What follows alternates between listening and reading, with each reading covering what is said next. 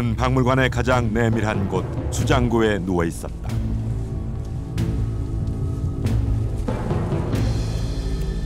하얀 종이 아래 드러난 왜소한 체구의 인골.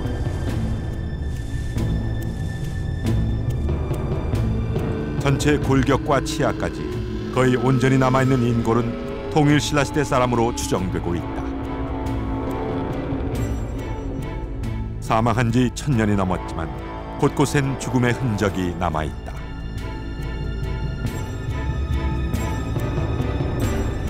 여기 지금 이마에 함몰 흔이 있네요. 예, 그러니까 지금 여기가 갈라지고 여기 갈라지고 여기 갈라졌고. 지난 2000년에 발굴된 인골은 숱한 화제와 의문을 불러일으켰다.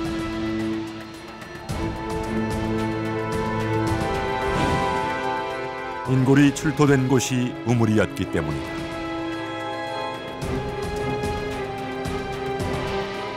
인골은 진흙 속에 거꾸로 묻혀 있었다.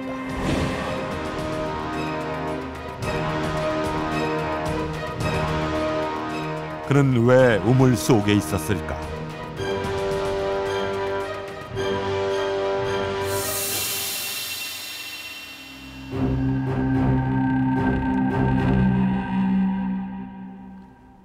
통일신라 우물 특별전이 열리고 있는 국립공주박물관입니다. 10여 년 전 국립경주박물관 부지에선 2개의 우물이 발굴됐는데요.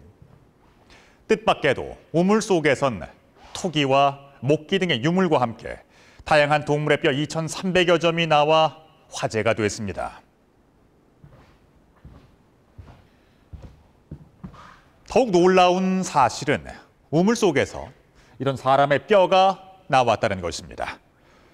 일부 골격이 유실되긴 했지만 1000년이 넘는 세월 동안 우물 속에 묻혀 있었다고는 믿기 어려울 만큼 원형이 잘 보존돼 있었습니다. 우물에서 인골이 출토된 것은 처음 있는 일입니다. 그렇다면 대체 왜 사람이 우물에 묻혀 있었던 걸까요? 그리고 우물가에선 과연 어떤 일이 벌어졌던 걸까요? 우물 속 인골이 세상의 모습을 드러낸 지 12년째. 오른손이라든지 왼손에 이제 하지만 그 정체는 여전히 베일에 쌓여 있다.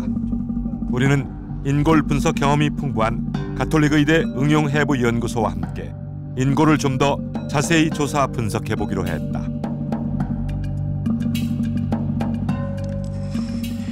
(8월) 말까지 전시 일정이 잡혀 있어 박물관 안에서의 조사만 가능한 상황.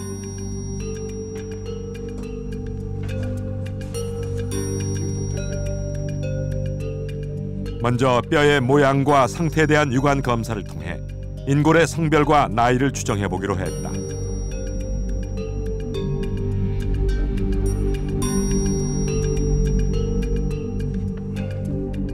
나이를 알 수 있는 1차적인 정보는 신장이다. 전시 중인 골격의 길이는 약 98cm. 근육과 없어진 뼈를 고려하면 실제 키는 125cm 정도로 추정된다. 몸통의 위쪽과 아래쪽에 이렇게 팔다리 뼈에 있는 성장판의 상태로도 나이를 추정할 수 있다. 부분들이 존재를 합니다. 근데 그 부분들이 다 떨어져 나갔어요. 위팔뼈의 위쪽을 보게 되면 이 부분이 지금 이렇게 따로 몸통 부분하고 분리가 되어 있죠. 무릎뼈 역시 뼈의 끝부분이 분리돼 있다. 성장기에 분리돼 있던 뼈의 끝부분은 성장판이 뼈로 변하면서 하나로 합쳐진다. 성장판이 다친다고 표현하는 이런 현상은 사춘기 전후에 일어난다. 뼈의 끝단은 성장이 이루어지는 부분이고 그 성장이 완전히 이루어지기 전까지는 뼈의 몸통 부분과 연결이 되어 있지 않습니다. 그래서 그 부분이 열려 있는 것, 즉 유합이 되어 있지 않는 것을 보았을 때 이 인골은 성인의 뼈가 아닌 소아의 뼈인 것을 확인할 수 있었습니다.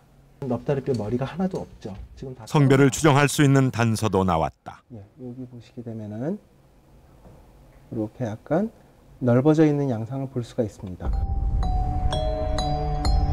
남자에 비해 여자의 볼기뼈는 아랫부분이 넓게 파여 있다. 우물 속 인골의 볼기뼈 모양은 남자보다는 여자에 가깝다. 이 아이의 볼기뼈를 보았을 때는 그나마 여성에서 보여질 때 그 여성의 볼기뼈의 뒤쪽에 보게 되면 큰 공중폐임이라는 부분이 있는데 그 큰 공중폐임이 상당히 좀 넓은 여성의 것과 비슷한 양상이 보였습니다. 1200년 전 우물에서 나온 인골. 그 정체는 여자일 가능성이 높은 사춘기 이전의 어린아이였던 것이다. 아이의 생전 얼굴을 복원하기 위한 작업도 진행했다. 3차원 입체 촬영 장비를 이용해 두개골의 형태를 기록한 다음 그 위에 근육과 피부를 입히는 작업이다.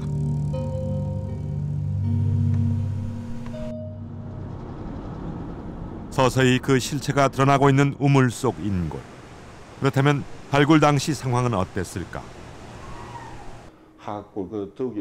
발굴 직후 인골 분석을 담당했던 김재현 교수는 우물에 빠질 당시 아이의 상태에 주목했다. 첫 번째는 무언가에 맞거나 부딪혀 생긴 것으로 보이는 오른쪽 이마의 함몰 흔적이었다. 두개골 자체가 뭔가 부딪혔던지 인골에서 확인되는 경우에 있어서는 오른쪽 두개골에 함몰의 흔적이 있다는 거죠. 그것은 이제 그야말로 그 이후에 이렇게 받쳐가지고 죽는 그 순간까지도 두개골이 받쳐서 이렇게 그것이 직접적인 사망 원인이 되었는지 그것은 진짜 뭐 단정하기는 어렵습니다만 분명히 함몰의 흔적이 있고요. 두 번째는 인골이 묻혀있던 형태였다. 머리를 바닥으로 향한 채 거꾸로 묻혀있던 아이. 특이한 것은 오른팔을 머리 위로 뻗은 채 발견됐다는 점이다. 김재현 교수는 아이가 우물에 빠지면서 본능적으로 팔을 뻗은 것이라고 추정하고 있다.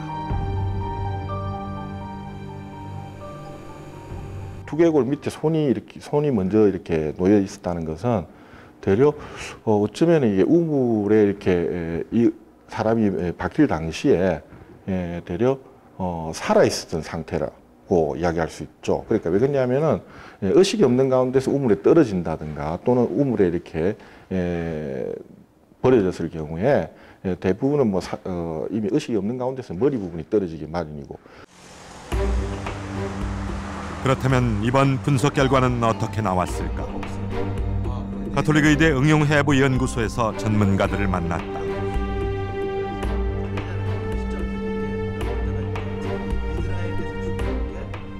치아 분석을 담당한 이상서 법의관과 뼈의 상태를 분석한 이우영 교수.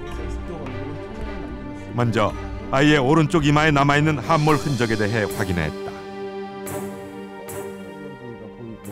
일시적인 의식 소실 하에서 이제 우물에 떨어뜨린 걸 수도 있고 아니면은 그냥 떨어지면서 골절이 되면서 그거로 인해서 생긴 걸 수도 있고요. 근데 물론 그 시점에서 의식이 있었다 없었다는 뼈에서 보여지는 소견만으로는 추정할 수는 없습니다.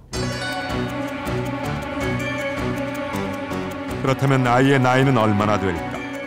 치아 상태로 나이를 추정해 보기로 했다.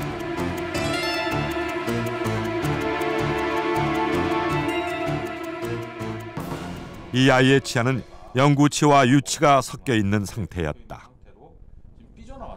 위턱의 안쪽 앞니, 그리고 첫째 큰어금니, 아래턱의 첫째 큰어금니가 완벽하게 나 있고, 그리고 아래턱의 송곳니, 첫째 작은 어금니, 위턱의 둘째 큰어금니, 그리고 첫째 작은 어금니가 아직 턱뼈에 묻혀 있기 때문에 이런 어떤 치아의 맹출 정도를 종합적으로 판단을 했을 때 10세 전후로 추정이 됩니다.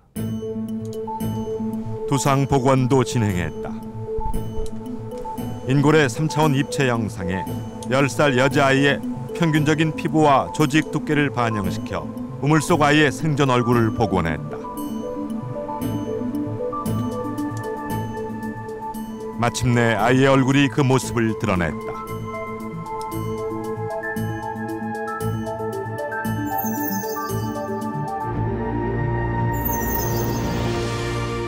야무진 인상에 키 125cm 정도였던 신라의 소녀. 겨우 10살밖에 되지 않은 이 아이는 1200년 전 우물 속에서 처참하게 생을 마감했다. 대체 이 아이에겐 무슨 일이 있었던 것일까? 아이가 묻혀 있었던 우물은 바로 이곳 국립경주박물관 부지에서 발굴이 됐습니다. 가장 큰 의문점은 왜 아이가 우물 안에 있었을까라는 점입니다. 발굴 당시의 우물의 모습을 보시겠습니다. 우리가 일반적으로 알고 있는 우물과는 달리 우물의 입구가 지표면에 그대로 노출되어 있습니다. 주의력이 부족한 어린아이들은 실수로 쉽게 빠질 수 있을 만큼 상당히 위험한 구조입니다. 자, 그렇다면 우물 안의 아이도 근처를 지나다가 실족사를 했던 것은 아닐까요? 그 해답은 우물 안에 있었습니다.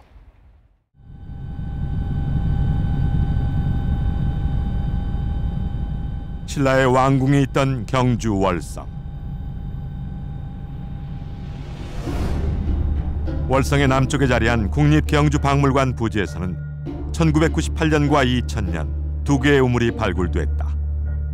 공사 도중에 발견된 고대 신라의 우물. 아이가 묻혀있던 곳은 고고관과 안압지관 사이에 있던 우물이었다. 거기서 유물이 두 군데가 나왔습니다. 바로 이 지점이 어린아이 뼈가 나온 그런 우물터입니다. 우물에서는 사람의 뼈 외에도 다양한 토기와 동물의 뼈 2,300여 점이 출토됐다. 지금까지 발굴된 우물 유적 가운데 최대 규모다. 동물뼈의 경우 대부분 일부 골격만 확인됐지만 개와 고양이는 거의 완전한 형태로 출토됐다.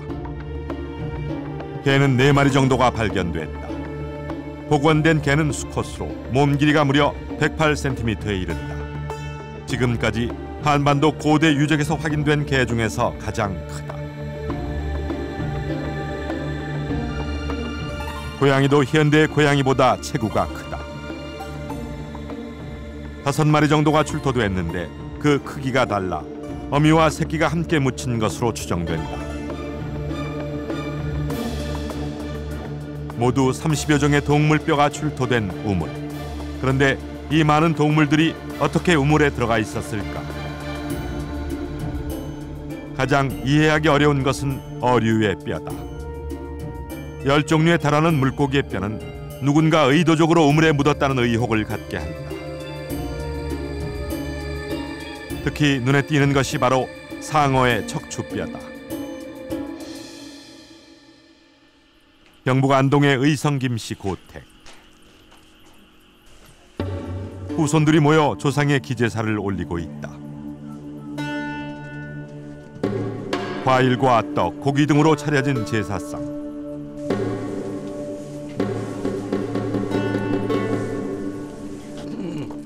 그런데 다른 지역에서는 볼 수 없는 특별한 음식 한 가지가 있다. 사투리로 돈백이라고 부르는 상어 고기가 그것이다. 상어는 경상도 지역의 대표적인 제사 음식이다.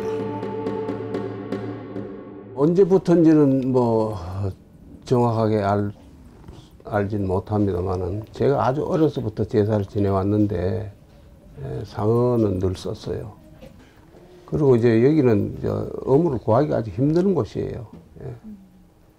그러니까 바다에서 이까지 오는데 벌써 시간이 걸리고 거의 다 상한 상태로 오죠. 그런데도 문어나 상어가 잘 안 상하기 때문에 이 지역에서 잘 썼지 않나 그런 생각이 듭니다. 의문스러운 것은 상어뼈만이 아니다. 우물에서는 턱뼈와 등뼈 등 한 마리의 4분의 1 분량에 해당하는 소뼈가 출토됐다.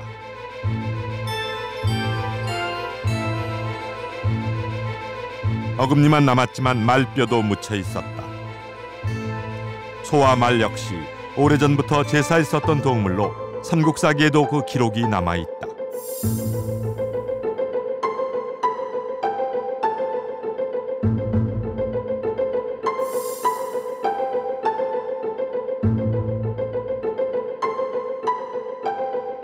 신라 사회에서 볼 수 있고 평소에 잡을 수 있었던 것들을 모두 모아서 한꺼번에 뭔가 신에게 천지신일 수도 있고요. 공헌하는 의식과 연결되지 않는가 그렇게 생각을 했습니다.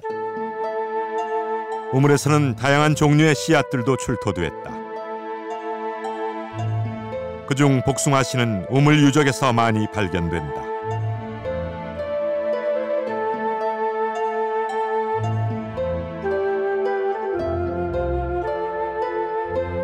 경주 동천동에서 나온 기와 조각에는 우물정자에 복숭아 도자가 새겨져 있어 우물과 복숭아의 긴밀한 관계를 보여주고 있다. 복숭아씨는 예로부터 귀신을 쫓는 과일로 알려져 있고요. 여기에는 장수라든지 여성을 상징하는 다양한 의미가 담겨져 있습니다. 이러한 것들은 깨끗한 물을 바라거나 나쁜 기운을 물리친다라는 어떤 의미를 담아서 일부러 넣어두는 경향을 나타내고 있습니다. 우물에서는 다양한 토기들도 나왔다.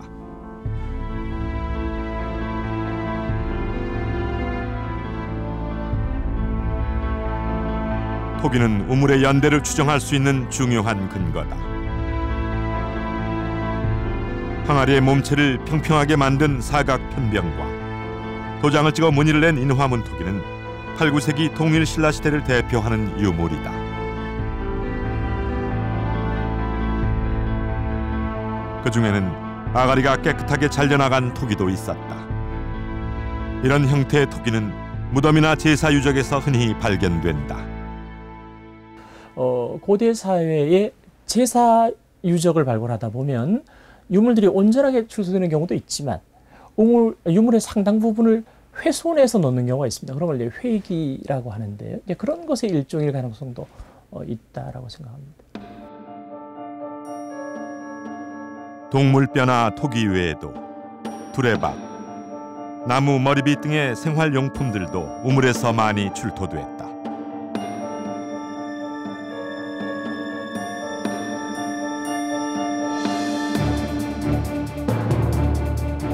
더욱 눈길을 끄는 것은 유물이 묻혀있던 방식이다.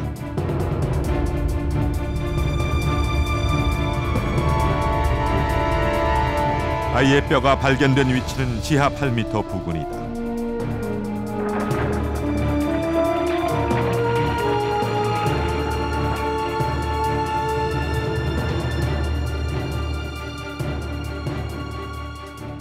우물의 깊이는 약 10m. 바닥에서부터 4개의 층을 이루며 토기와 동물뼈, 사람뼈 등이 질서정연하게 묻혀 있었다.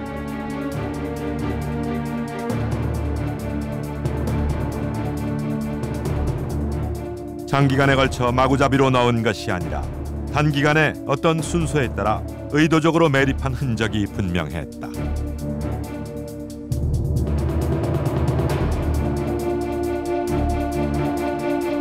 우물 원래의 바닥에서부터 우물 위쪽에 있었던 돌, 석재가 나온 부분까지는 짧은 시간에 좀 이렇게 유물이 매납되고 그리고 흙이 쌓이고 뭐 이런 양상이었습니다. 상당히 장기간이라고 보기는 어렵고 단기간에 이 우물에 대한 제사와 폐기가 이루어졌다고 보입니다. 그렇다면 우물 속 아이의 존재는 어떻게 설명할 수 있을까? 가장 쉽게 생각할 수 있는 것은 입구가 낮은 우물에 실수로 빠졌을 가능성이다.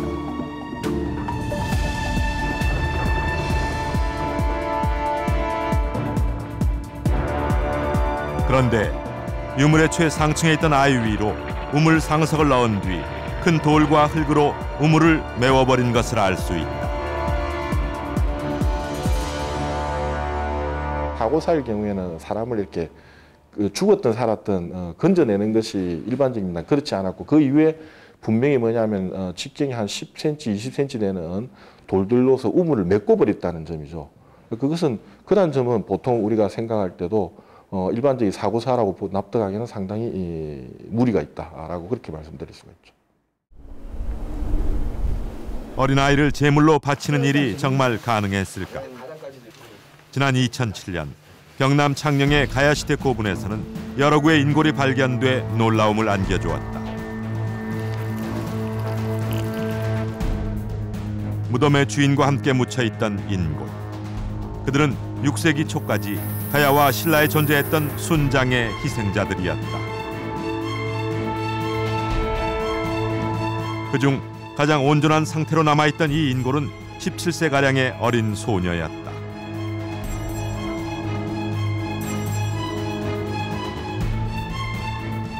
그로부터 2년 뒤 아이의 모습이 복원됐다. 150cm 중반, 아다만체구의 소녀는 주인의 안락한 사후를 위해 희생됐다. 6세기 초 신라 지증왕대의 순장이 공식적으로 금지된 상황에서 사람을 제물로 바치는 인신공양이 과연 가능했을까?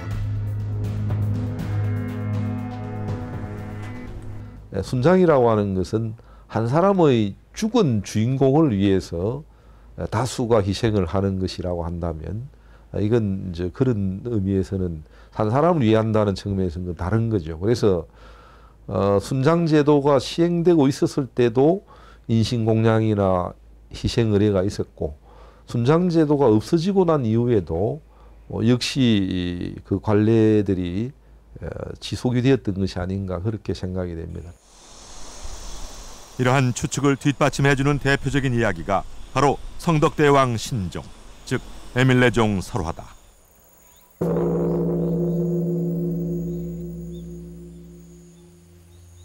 종소리를 내기 위해 끓는 쇳물에 어린아이를 넣어 만들었다는 에밀레종 이야기는 기원을 담은 아이의 희생이라는 점에서 우물 속 아이의 이야기와 흡사하다.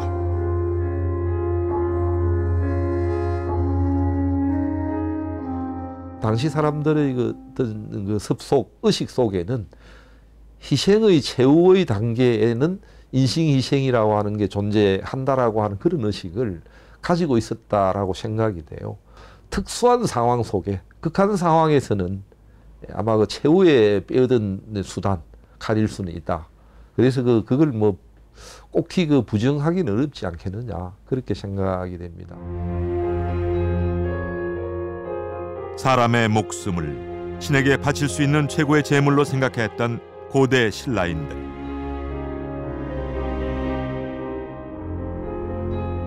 우물에는 제물로 바쳐진 어린아이의 비극적인 죽음이 숨겨져 있었다.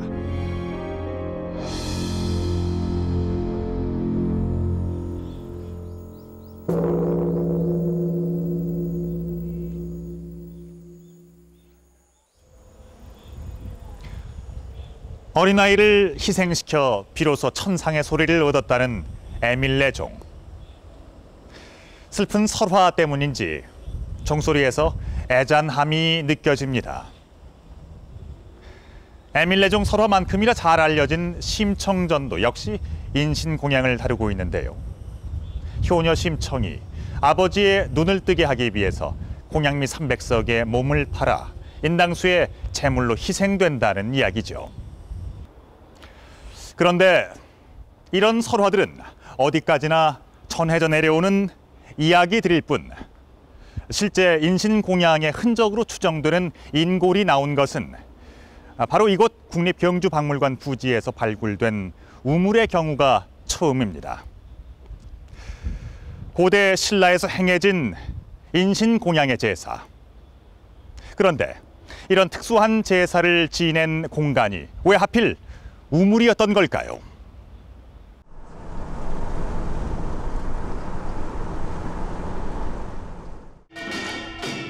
전남 영안군 시종면의 정동마을. 풍물소리로 온 마을이 시끌벅적하다. 매년 정월 대보름에 지내온 우물 제사를 재현하고 있는 것이다. 자, 지금부터 당금소리에 맞춰서 작년 묵은 물을 깨끗이 품어내기 위해서 물을 한번 품어봅시다. 정월이라 대보름은 각신임. 천년 동안 마르지 않았다는 정동샘. 사람들은 올해도 맑은 물이 샘솟기를 기원하며 제사를 올린다. 우리 농촌 사람들은 물하고 많이 관련되지 않습니까? 그래서 이 농사도 한 해보다도 가뭄이 안 들어야 금년 농사가 풍년될 수 있고, 그래서 금년 농사 또 풍년 기원하면서 샘 제사를 모셔오고 있습니다. 농경 사회에서 끊임없이 샘솟는 우물은 생산과 풍요의 상징이었다. 그렇다면 누구에게 이런 제사를 올린 것일까? 그것은 바로 우물 속에 산다고 믿었던 물의 신 용왕이었다.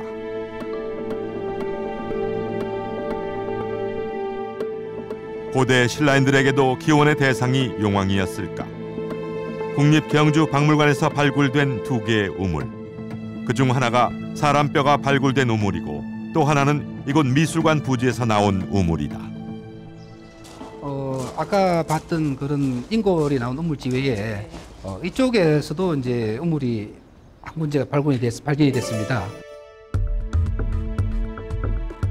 발굴 당시 우물은 윗부분이 깎여나가 깊이 3m 정도만 남아있는 상태였다. 이 우물에서도 제물로 추정되는 다양한 토기와 동물뼈가 나왔지만 사람뼈가 발굴된 우물에선 볼 수 없었던 유물 한 점이 출토됐다.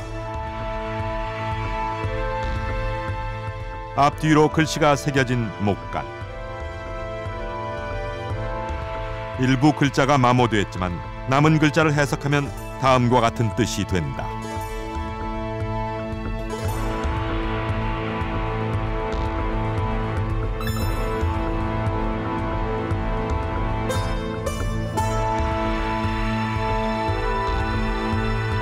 이것은 우물에서 용왕을 대상으로 한 제사가 이루어졌음을 보여주는 증거였다.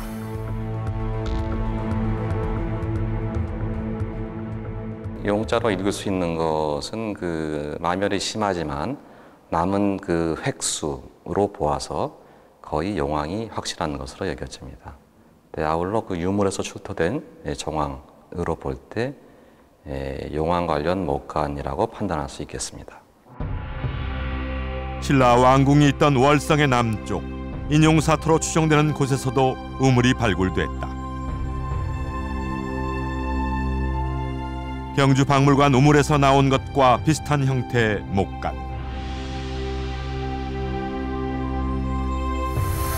여기엔 용왕이라는 글자가 좀 더 선명하게 적혀 있었다.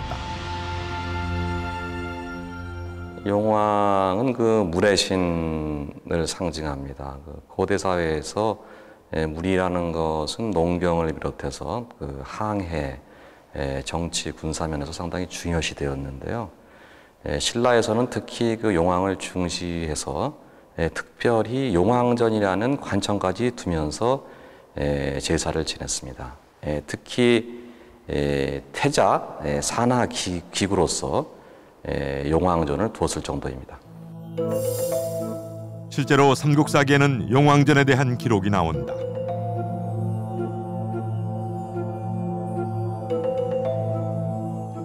용왕전이 있던 경주 안압지. 이곳에선 또 하나의 용왕 관련 유물이 출토됐다.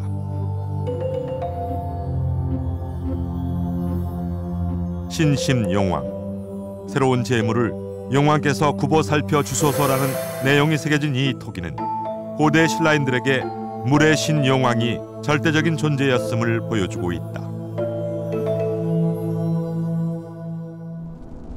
사람의 뼈가 발견된 우물은 과연 제사 유적이었을까? 그 해답을 찾기 위해 우물 유적이 많고 관련 연구가 활발하게 진행되고 있는 일본을 찾았다. 9세기경 우물에서 출토된 접시 모양의 이 토기에는 신들의 이름이 가득 적혀 있다. 多分書かれた順番もね、まず東方ですね、で次に南方土工水神号で西方土工水神号で、北方土工水神号で中央土工水神号で中央のところがここまでできちゃってるんですよ。 신에게 바친 제물. 그 대상은 바로 땅의 신인 토공과 물의 신인 수신이었다.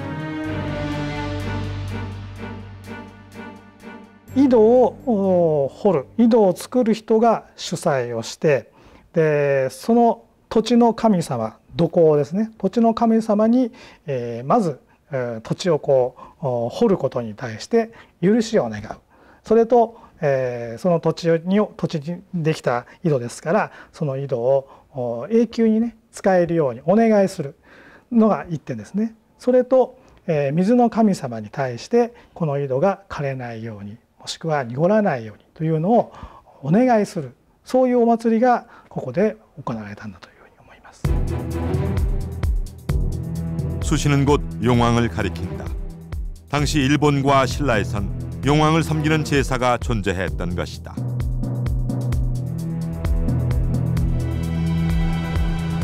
나라시는 8세기 수도가 있던 곳이다. 나라시에서는 당시 궁궐태에 대한 발굴, 복원 작업을 진행해 왔다.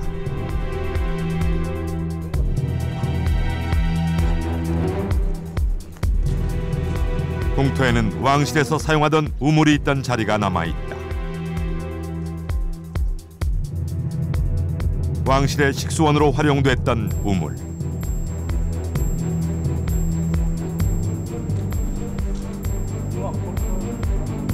높이 2m, 직경 2.7m의 삼나무를 통째로 도려내서 만든 거대한 우물틀은 왕실의 권위를 보여주고 있다.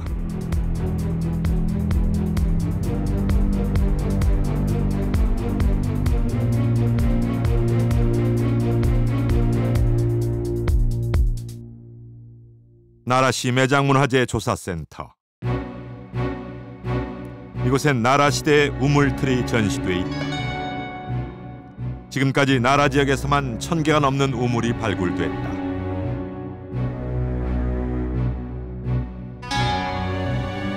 (1979년) 한 초등학교 부지에서 발굴된 우물에서 다양한 토기와 생활용품들이 출토됐는데 조사 결과 우물 제사에 쓰인 제물로 확인됐다.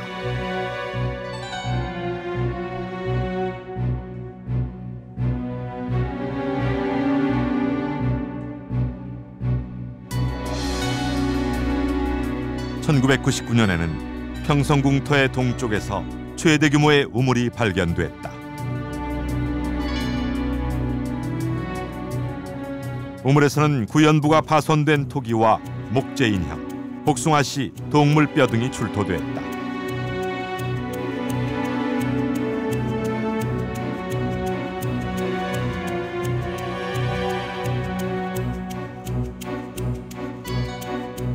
동물뼈 중에서 가장 덩치가 큰 것은 말의 뼈다.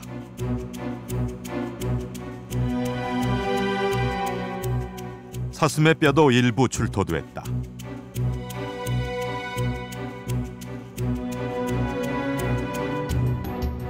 아이가 묻혀있던 경주 박물관의 우물과 출토 유물의 종류가 매우 유사할 뿐 아니라 시기도 8세기 무렵으로 비슷하다.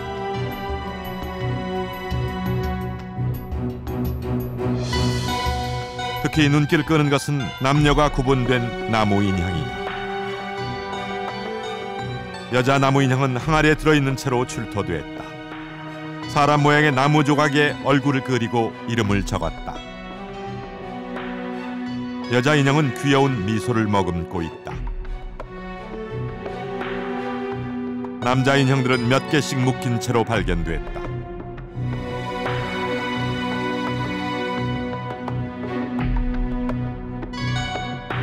여자 인형보다 상대적으로 크고 남성의 상징인 수염이 그려져 있다. 이러한 나무 인형들은 우물 제사를 지낼 때 사람을 대신하는 용도로 사용됐다.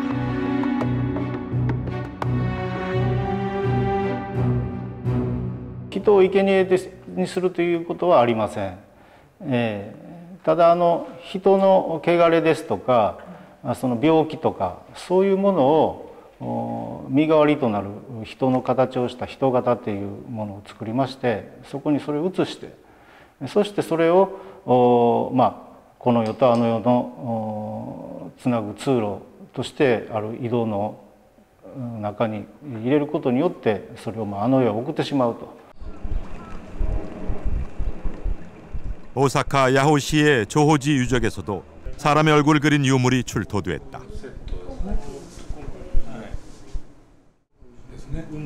나라 시대인 8세기 후반의 것으로 추정되는 이 토기에는 사방에 사람의 얼굴이 그려져 있다.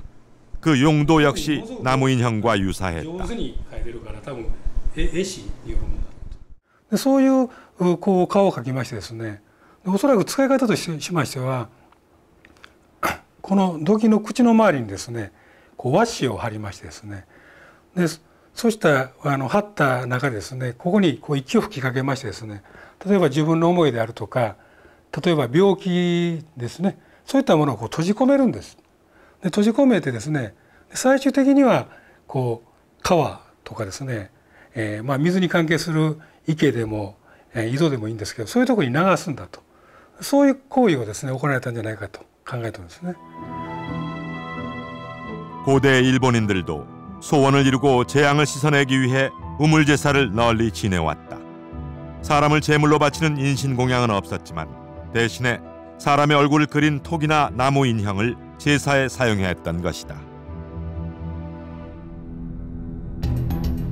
신라인들에게 우물은 각별한 의미를 지녔다.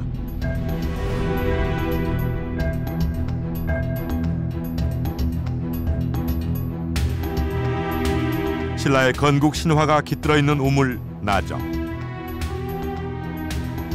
삼국유사에는 하늘을 나는 백마가 나정 옆에 알을 내려놓았고 그 알에서 태어난 사람이 신라의 시조 박혁거세라고 기록돼 있다.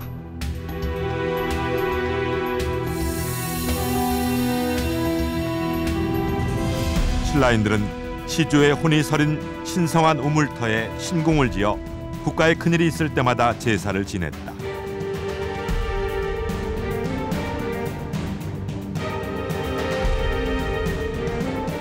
시조 박혁거세의 부인이자 신라 최초의 왕비인 아령의 탄생도 우물과 관련돼 있다.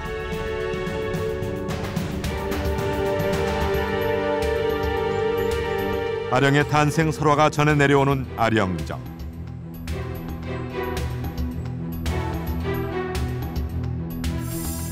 삼국유사는 아령정에서 나온 용의 옆구리에서 여자아이가 태어났다고 기록하고 있다. 아령은 우물의 신 용왕의 딸이었던 것이다. 우물가에서 태어난 천신과 용왕의 딸이 만나 세운 나라가 바로 신라였다.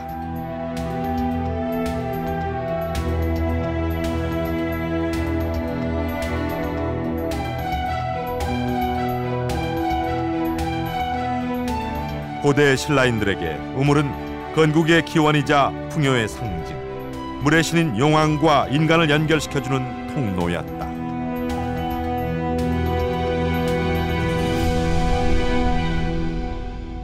신라의 시조 박혁거세가 태어났다는 나정입니다. 우물터와 함께 신궁으로 추정이 되는 거대한 팔각 건물의 터가 남아 있습니다. 신라인들은 우물을 신성한 공간으로 여겼음을 알 수 있습니다. 흔히 제사를 지낼 때 그 중요도에 따라서 제물의 종류나 양이 달라지기 마련인데요. 정말로 인신공양이 이루어졌다면 그것은 아주 특수한 경우였을 겁니다. 동물만으로도 모자라 사람을 희생시킬 만큼 절실한 바람이나 목적이 있었다는 것이죠. 그렇다면 대체 누가 왜 채 영글지도 않은 어린아이를 제물로 바치는 잔인한 의식을 행했던 걸까요? 아이가 묻혀있던 우물의 최상층에서는 국내에서는 처음 발견된 유물 한 점이 나왔다. 남궁지인. 남궁의 도장이라는 글자가 뚜렷하게 새겨진 기와 조각이다. 그렇다면 남궁은 어떤 곳이었을까? 먼저 왕궁인 월성의 동쪽 안압지에 동궁이 있었듯이 남궁은 남쪽의 궁궐이라는 설이 등장했다. 그 위치가 파악되지는 않았지만 북궁이 있었다는 기록도 남아있다. 남궁 지인 기와가 출토된 경주박물관은 월성의 남쪽에 있다. 그렇다면 경주박물관 자리에 남쪽 궁궐, 즉 남궁이 있었던 것은 아닐까? 바로 월성에 붙어 있고 고급 혹은 대형의 건물지 같은 것들이 발굴되고 있기 때문에 이것은 뭐 궁궐 이외의 용도, 기능으로 생각하기는 좀 어렵습니다. 2006년도에 그 월성의 북쪽으로 한 그런데 2006년 월성에서 북쪽으로 3km나 떨어진 동천동 유적에서 남궁 지인이 찍힌 기와 조각이 나왔다. 아이가 발견된 우물에서 출토된 것과 거의 똑같은 모양. 남쪽도 궁궐도 아닌 곳에서 이 기와가 출토되자 남궁이 남쪽의 궁궐을 의미한다는 주장은 힘을 잃었다. 최근 남궁에 대한 새로운 주장이 제기됐다. 충남 보령의 성주사터에는 통일신라 시대의 고승인 무염국사 낭해를 기리는 비석이 남아있다. 무려 5,000자가 넘는 비문.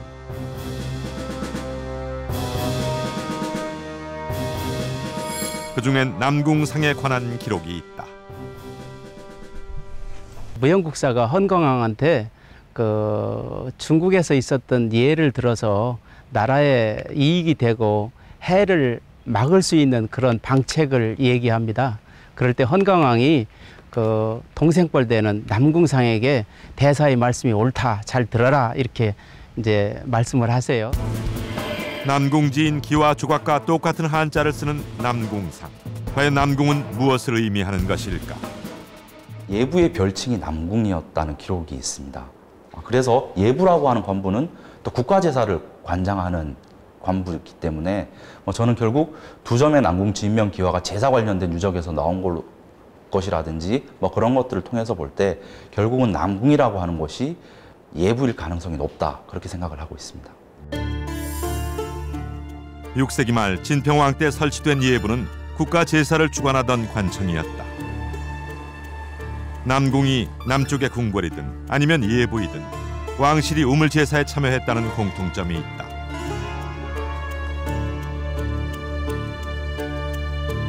그것은 곧 신라 왕실이 아이가 발견된 우물의 제사를 주도했다는 뜻으로 해석할 수 있다.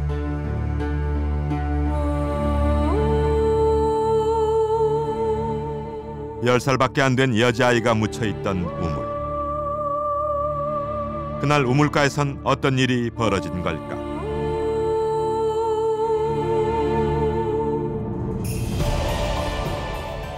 (8세기) 말에서 (9세기의) 어느 날 신라 왕실은 대규모 우물 제사를 올린다. 토기와 동물 등 각종 재물을 우물에 넣고 마지막에 여자아이를 빠뜨린다. 그리고 상속으로 우물을 봉인한다.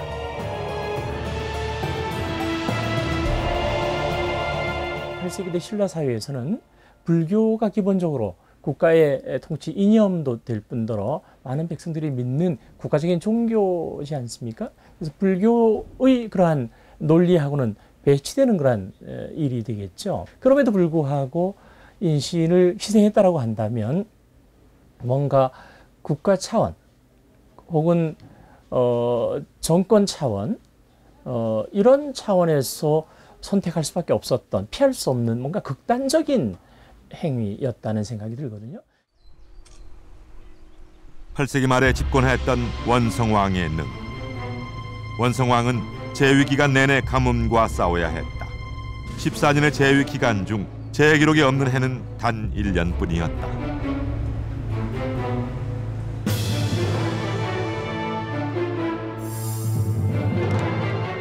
가을 7월에 가뭄이 들었다.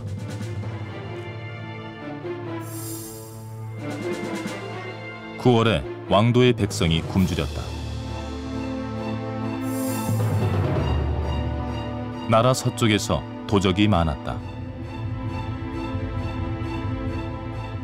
(5월에) 조를 내어 한산주, 웅천주 두 주에 굶주린 백성을 진율하였다.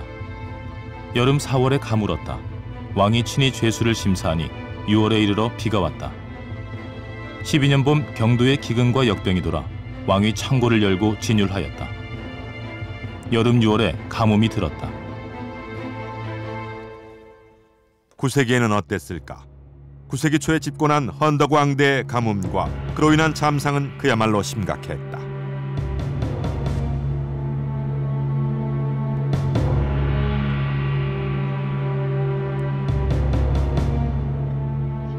(8월의) 기근으로 도처에서 도적이 일어났다.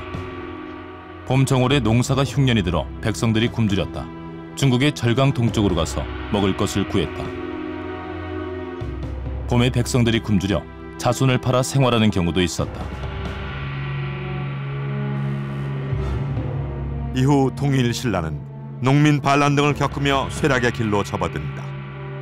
가뭄이 가져온 고통과 그로 인한 사회 불안, 그것이 바로 인신공양의 우물 제사가 있었던 통일신라 말기의 모습이다.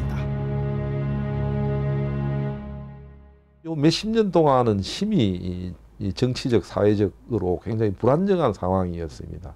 이런 분위기에 아마 왕실도 안정할 수가 없는 거죠. 그래서 큰 규모로 치러진 제사였다고 한다면 왕실의 안정을 도모하는 그런 희생 의례로서 아이를 희생양으로 삼아서 제사를 지내는 그런 그 경우가 있지 않았을까 생각이 됩니다. 몰락의 길을 가던 왕실은 어린아이를 제물로 바치는 잔혹한 행위를 통해서라도 그 위기를 극복하고 싶었는지도 모른다.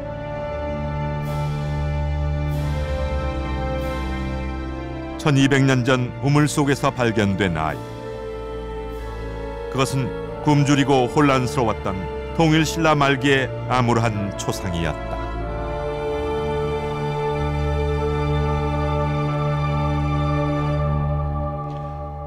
천년이 넘는 시간을 지나 우물 밖으로 나온 어린아이.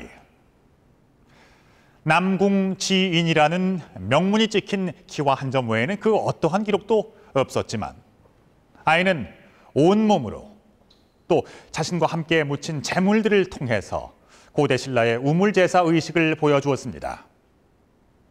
더불어 인신공양이라는 극단적인 방법을 선택할 만큼 혼란스러웠던 통일신라 말기의 시대상도 말해주었습니다. 우물 속에서 안타깝게도 생을 마감한 어린아이는 고대 신라의 비밀을 간직한 소중한 증거로 역사에 남을 것입니다.